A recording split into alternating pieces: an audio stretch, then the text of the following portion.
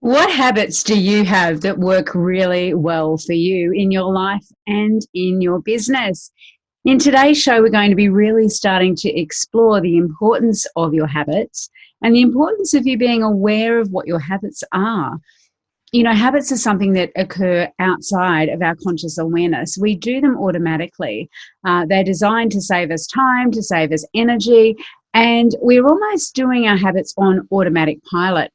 And when we are aware of our habits, the ones that serve us and the ones that perhaps hinder us from achieving our goals, then we can start to really make changes to those habits so that we can achieve the goals that we desire, we can be more productive, and we can really get to where we want to be. So let's start to think about it. And I want you to have a piece of paper and a pen handy because it's useful for you to actually start to think about the habits that you practice in everyday life.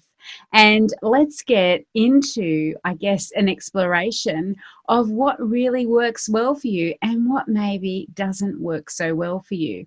And I guess a great place to start will be for you to really think about one specific goal, and you can then go and apply this to all the goals that you have for yourself. But think about one specific goal and just hold that goal in your mind. And now I want you to think about what habits do you have that really help you and support you in the achievement of that goal? What are the things that you do that really set you up for success in that area? Maybe it's thoughts that you have. Maybe it's specific actions that you take. Maybe it is the way in which you interact with people in relation to that goal. I really want you to write down all the things that you do that really help you to achieve the goal. And then the flip side of that, of course, is all the things that maybe hinder you from achieving the goals. Those habits that you have that don't serve you, that maybe hold you back from getting to where you want to be. And you know, habits are this neurological feedback loop that keep running on automatic pilot almost. And habits aren't just about behavior, they're also about our habitual ways of thinking about things. And so as we go through this show, I want you to think about not just what you do in terms of your habits, but actually how you're thinking, and also then how those thoughts drive the emotions that you habitually experience that then drive the behavior and ultimately the results that you're getting. So let's start by thinking as well about what do you do every morning? Now, we often hear people talk about an effective morning routine.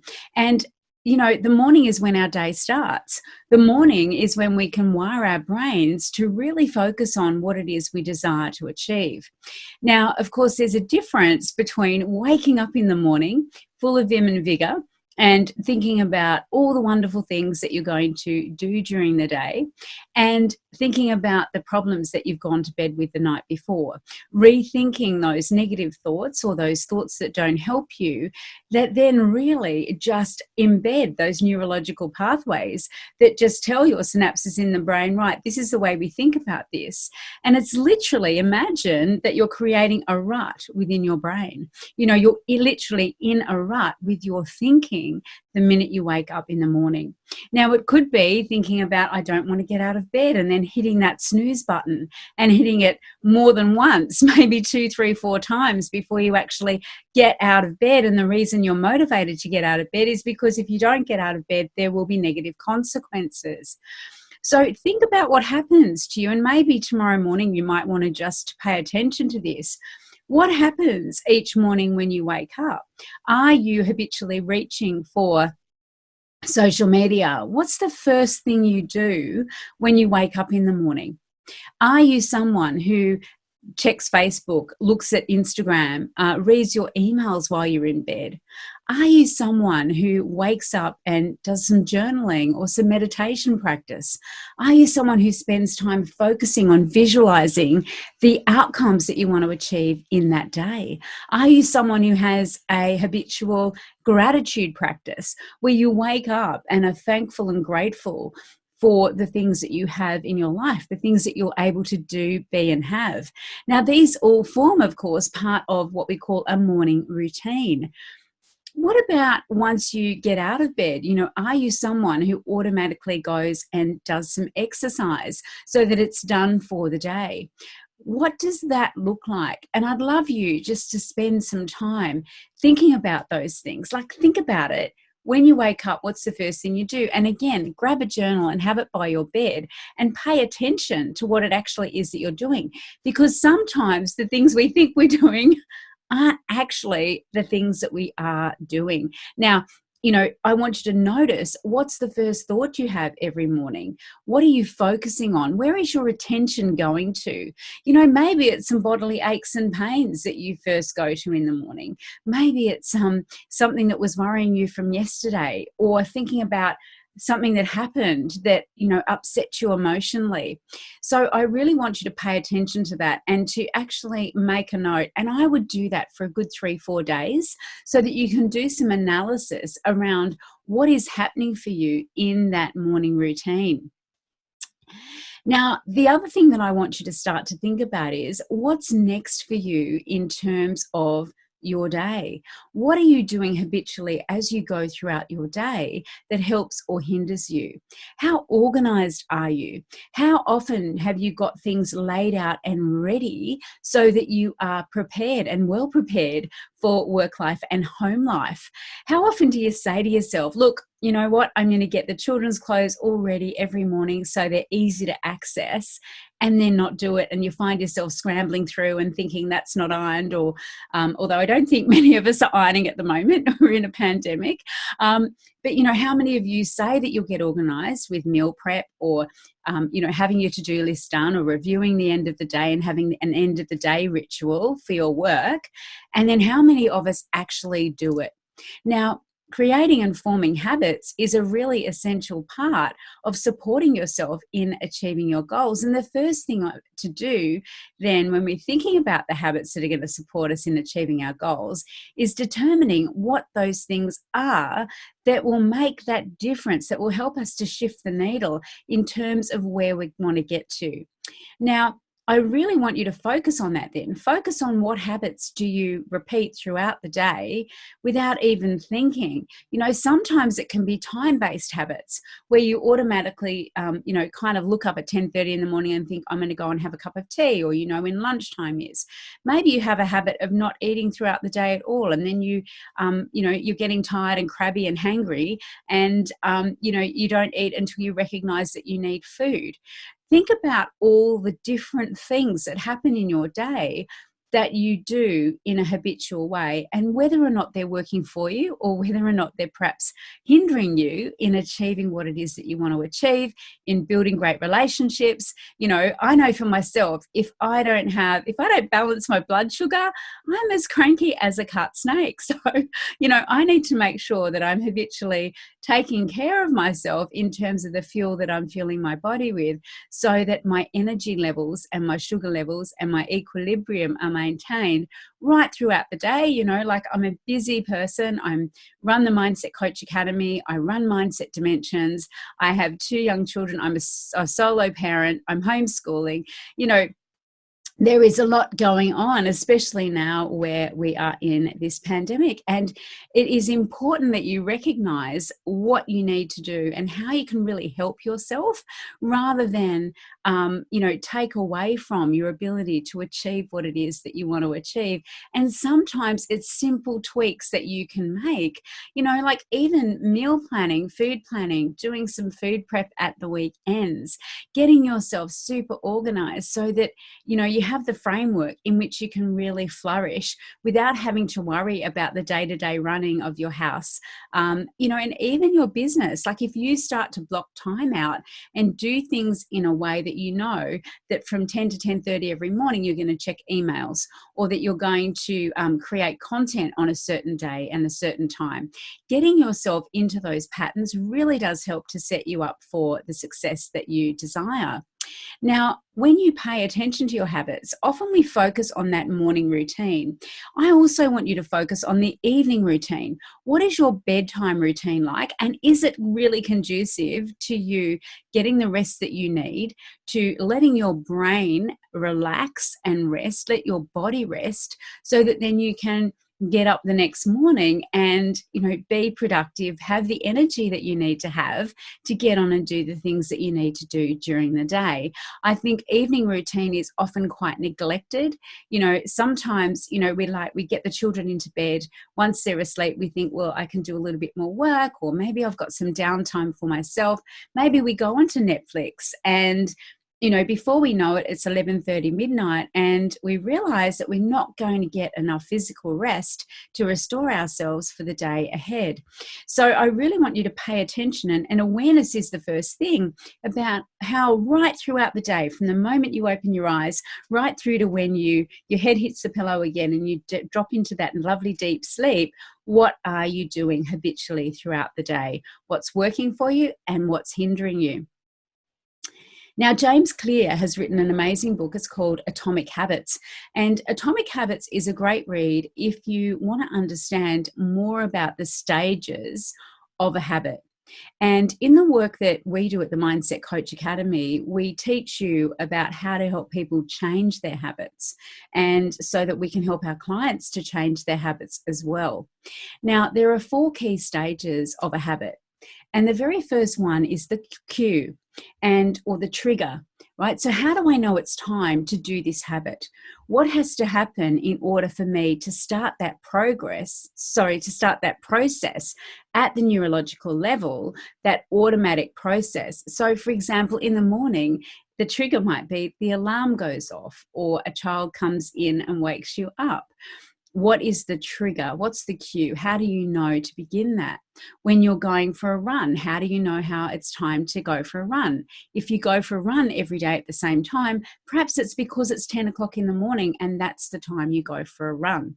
So we also have cues for thoughts, right? How do you know it's time to think well of yourself? How do you know it's time to experience a positive emotion in response to an event?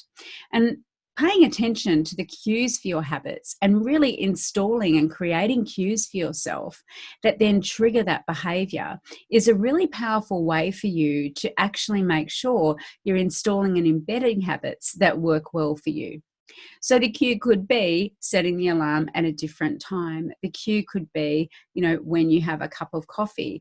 The cue could be, that you see a diary entry. The cue could be you see your running shoes on the bed beside the bed, and it's time to actually get up and go for that run or do that exercise. Now, the next thing that's important is the craving. Now, this is where we have the motivation or the desire to do something. In order to start to begin a process of behavior, we have to actually want to do it. There has to be a motivating factor. And of course, things like our values play into this, things like real clarity about our goals and what we want our future to be like. How do we want our future us to be? Like, how do you want your future you to be? Really plays into that motivation factor and that desire to actually do it. Now, the other thing that plays really well into desire to do things too, aside from clarity and motivation and the values supporting it, is seeing progress. And so that becomes really important part of our habits. Like, how do you know that you're making progress towards something? What is it that you know that you are going to get? What is doing this activity? So what is responding to the trigger from the cue going to get for you or enable you to do?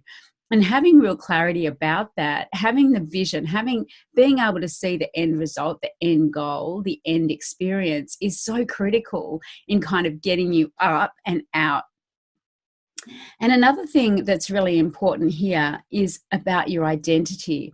If we take the running example, so that there's a difference between I am going for a run and I am a runner. Because when we say I'm going for a run, we can, it's like I'm going to the shops, or I'm going to have a bath, or I'm going to cook dinner now. They are related to energetic behaviors rather than, and their future, right? So I'm going to do this, rather than I am a runner, right? When we embrace the identity of I'm a runner, then there's a whole set of behaviors and habits that go with that, right? When we identify as a runner, we can visualize ourselves running, and it becomes part of who we are rather than an action or activity that we're going to do.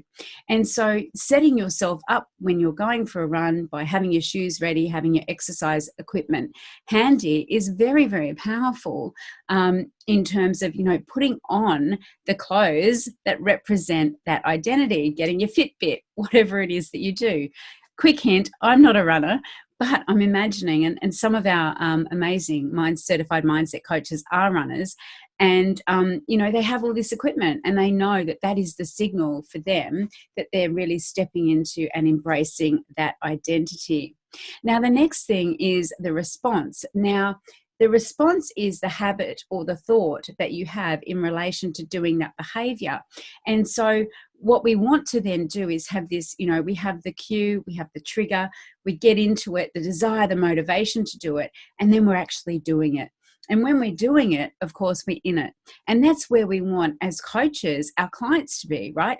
We want to help our clients move from inertia into action. We want them to be taking action towards achieving their goals, to be really doing things that are going to move the needle, move them closer to where they want to be. And so that's the next step.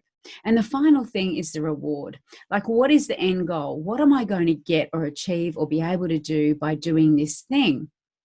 So in the example of running, it could be, I'm going to be able to be fit and be able to run around with my children. I'm going to have some headspace. I'm going to have time for myself when I am out there pounding the pavement or running through the forest or through the park. I'm going to have time for me. Maybe it is, I'm going to be able to shift some of the weight perhaps that I've put on. Maybe it's something around, I will just be more healthy and more vital and energized. Whatever it is, we need to think about, well, what is the reward of that? And one of the things that really helps us and our clients to recognize the reward is to have some metrics in place to actually track our progress.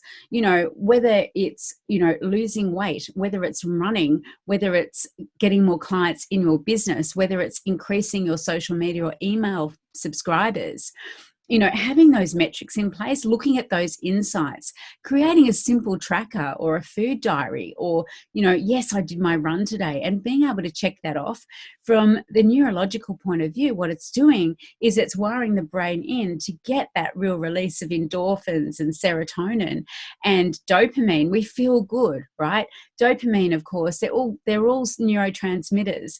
And that relationship then, that mind-body connection between us taking the action that we set out to take and the reward of doing it, right? So from intention, from thought about doing it to completion, we actually fill our body with all these positive hormonal responses, and we feel good, right? We feel good. And the reality is that when you take action and you feel good, you want to do it again, okay? And that's where we want to be, both in terms of our business and our goals in life, both in terms of ourselves and our clients. So how can we get ourselves to focus on feeling good, like the end result, the end goal, and then enjoy the process as well? And I want you to think about this. What can you do if you know that you've got a project to do, if you know that you've got certain things that you want to achieve? Maybe it's that you are currently designing a coaching program for your clients. Maybe it's that you're currently working on your website. Maybe it is something like you have a weight loss or a health and fitness goal. How can you, throughout that journey, take action to install and embed those habits so that it becomes an automatic reaction, that the alarm goes off and you're up there and you're out and running, whatever your goal is? And how can you step into the identity of the person that has already achieved that goal?